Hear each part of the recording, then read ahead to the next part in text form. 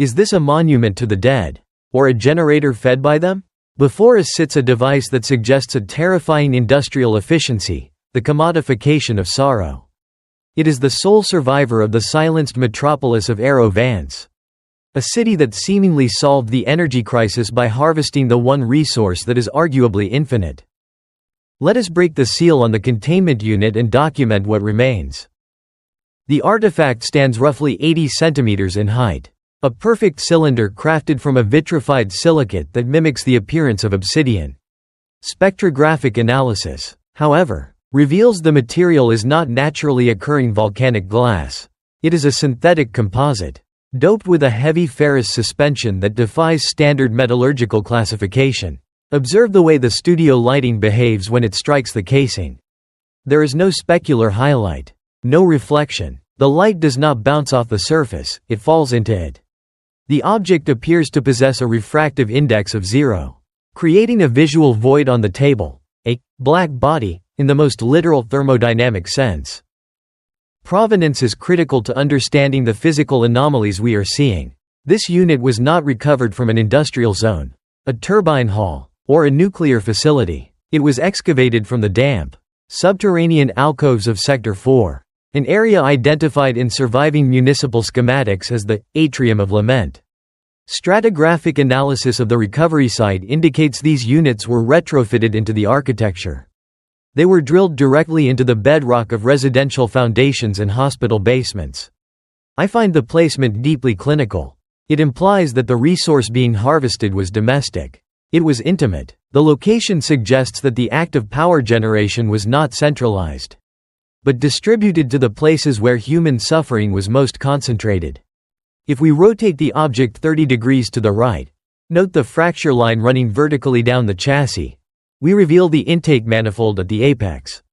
It is jarringly organic compared to the sleek obsidian body. The intake resembles a phonograph horn or an auditory receiver, crafted from a porous, bone-like ceramic. Micro-abrasions on the rim indicate frequent handling, perhaps ritualistic cleaning or adjustment by the inhabitants. In stark contrast, the output nodes located at the base are heavy, industrial copper busbars, currently covered in a thick layer of green oxidation. This physical dichotomy is the manifest syntax of the machine: organic, soft, biological input converted into brutal, high amperage output. Current instrumentation detects a persistent, low-frequency resonance emanating from the core. It is not a sound audible to the human ear, but a vibration that registers on the seismograph.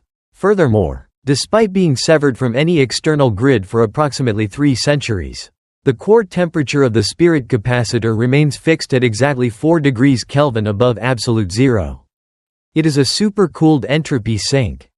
When we adjust for temporal distortion and engage the thermal camera, the interior does not glow red with heat, it registers as a deep, static blue. It creates a localized convection current in the room.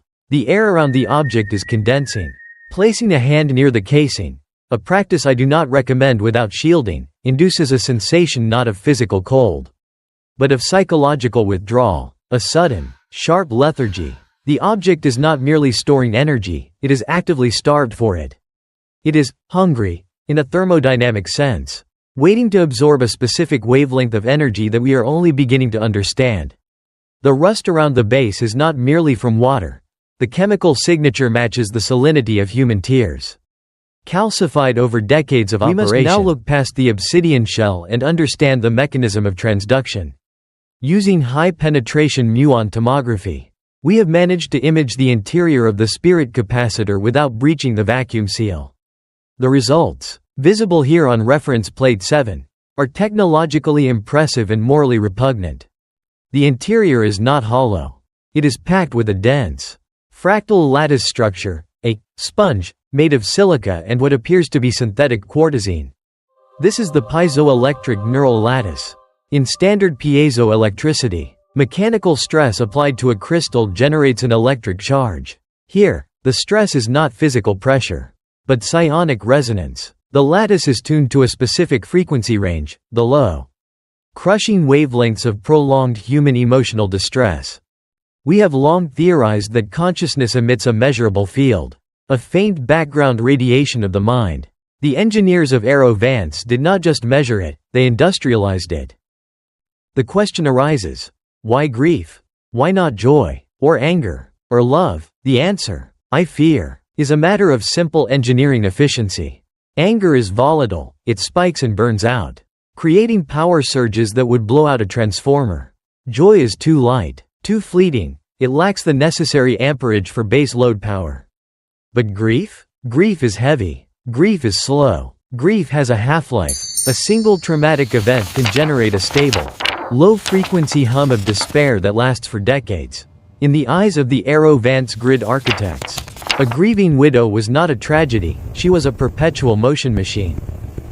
Referencing the partially corroded operating manual recovered near the artifact, labeled as Item B19, we can begin to decode the specific methodology of this harvest. The text is written in a dialect of technical sans English, stripped of all poetic nuance. It refers to the mourning process not as healing, but as discharge. One passage is particularly illuminating. It describes the optimal positioning of the capacitor within a household. It advises placing the unit in high memory density zones, rooms where the deceased spent the most time. The intake horn was to be directed towards the bed or the favorite chair of the departed. The manual contains a chart, which we have translated as the weeping curve. It plots sorrow density against kilowatt output. The graph shows a terrifying correlation. The deeper the denial, the cleaner the energy. Acceptance, the psychological process of moving on, is marked on the chart as system failure. To heal was to cut the power. This functionality necessitated a radical restructuring of their society's culture. We see evidence of this in the urban planning of Aero-Vance. The city was not designed for comfort. It was an acoustically tuned echo chamber. The architecture favored long, shadowy corridors and brutalist aesthetics that amplified feelings of isolation. We have found employment records for a caste of citizens known as resonators. Initially, we believed these were musicians or priests.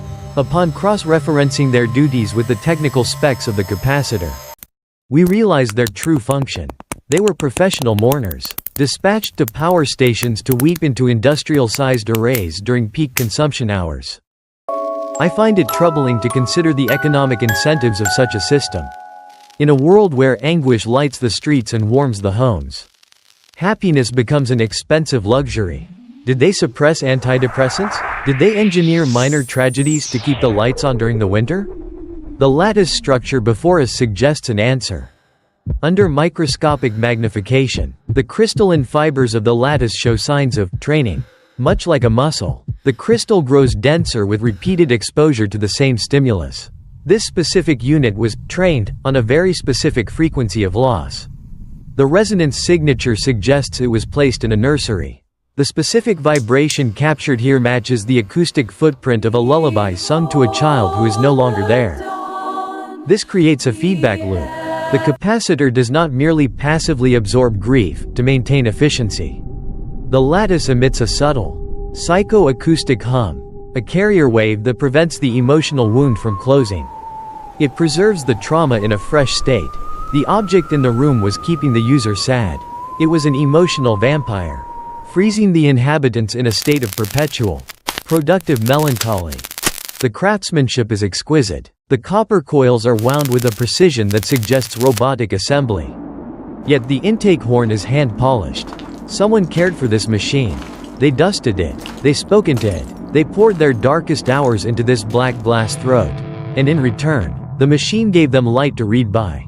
It is a transactional relationship that chills me more than the vacuum of space.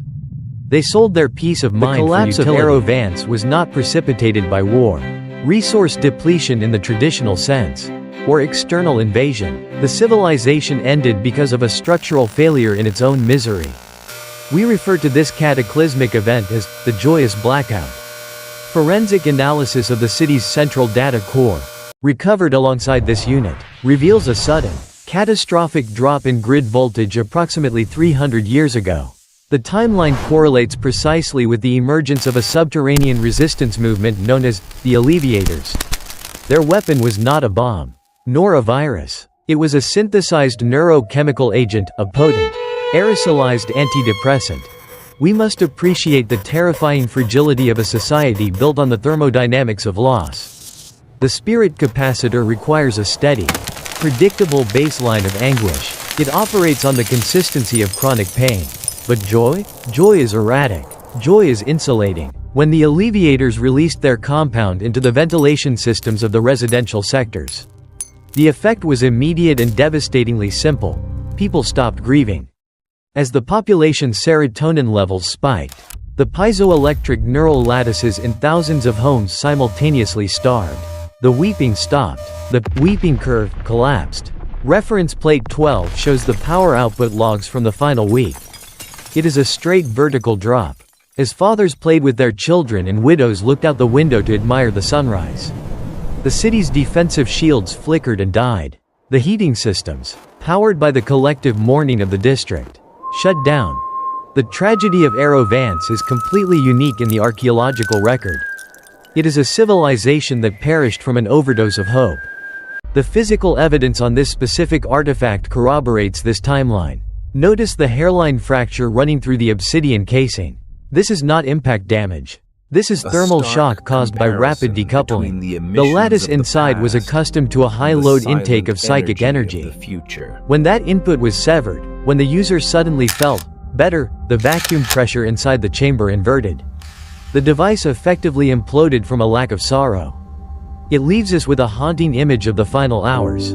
The citizens of Aero-Vance, freed from their chemically, socially induced depression, likely froze to death in the dark. But they did so with smiles on their faces. The silence that followed was not the silence of the grave, but the silence of a burden finally put down. They chose extinction over the continuation of their utility.